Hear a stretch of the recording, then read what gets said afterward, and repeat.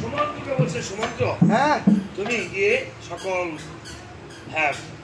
মণি ব্রাহ্মণকে নিমন্ত্রণ। সুমন্ত্র করেছিল কেমন কেমন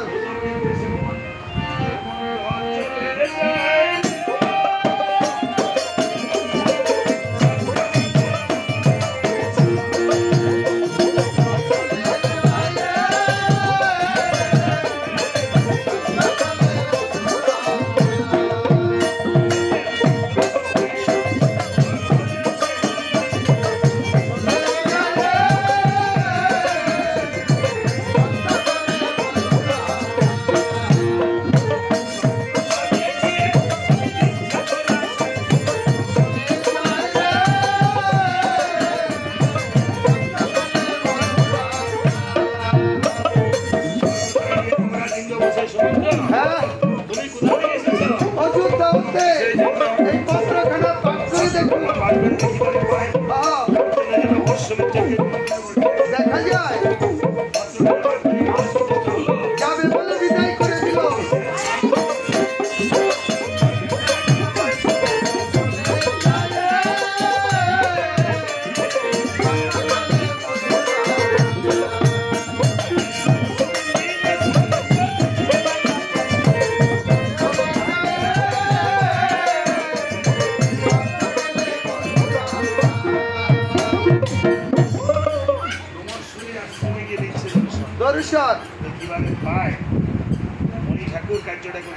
কেমন এমন সুন্দর একটা ঘর নির্মাণ করে সেই ঘরে বিরাজ না করে বাহিরে তিনি বসে আছেন একটি ভাঙ্গা খোলা মস্তকে দিয়া।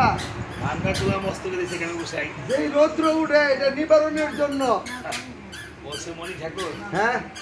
এই বাচ্চাগুলিকে সমান আপনাদের তুমি এত সুন্দর নির্মাণ করে ঘর তুমি কেন বসে আছো উপর?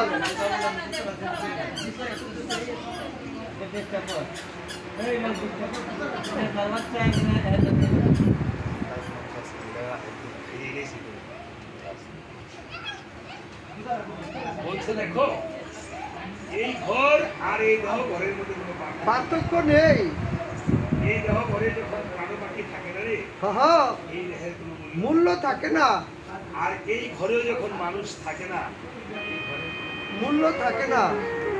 বলছে মণি ঠাকুর আপনি কি আপনার আয়ুষ্কালের কথা বলতে পারবেন? আরে এই তো ক্ষণকালের আয়ু নিয়ে এই ভব সংসারে এসেছি। অল্প আয়ু নিয়ে? অল্প আয়ু। কত দিনের আয়ু? অনেক গুছাই।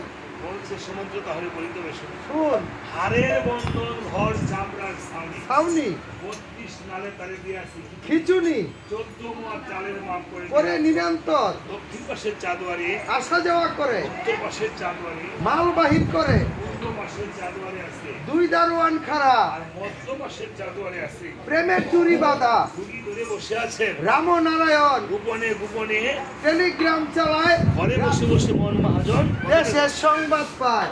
আর করতে পারে